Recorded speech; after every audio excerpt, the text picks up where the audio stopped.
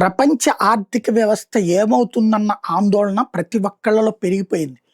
మన బంగారం రేట్లు అకస్మాత్తుగా పెరగడానికైనా, ఇవాళ పట్టడానికైనా కారణం అదే అవుతుంది. ఆర్టిఫిషియల్ ఇంటెలిజెన్స్ ఇంపాక్ట్ ఒక ఎత్తైతే, ప్రపంచవ్యాప్త ఆర్థిక మందగమనం కరోనా సందర్భంలో కూడా లేనంత పరిస్థితి దాపురించింది. దానికి కారణం వివిధ దేశాల యొక్క యుద్ధ వాతావరణాల కారణంగా స్తంభించిపోయినటువంటి కార్యకలాపాలే కారణం అనుకోవాలా? లేదంటే డిమాండ్, సప్లై సూత్రం తేడాలనుకోవాలా?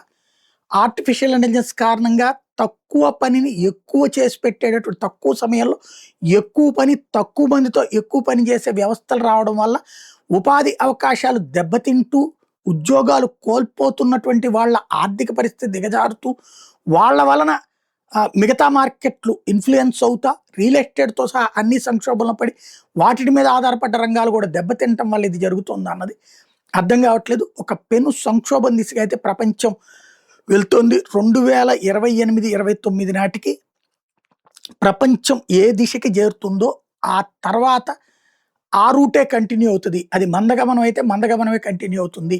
అలా గాకుండా అప్పర్ హ్యాండ్ అయితే అదే రూట్‌లో పరుగులు పెడుతుంది అని చెప్తున్నారు నిపుణులు.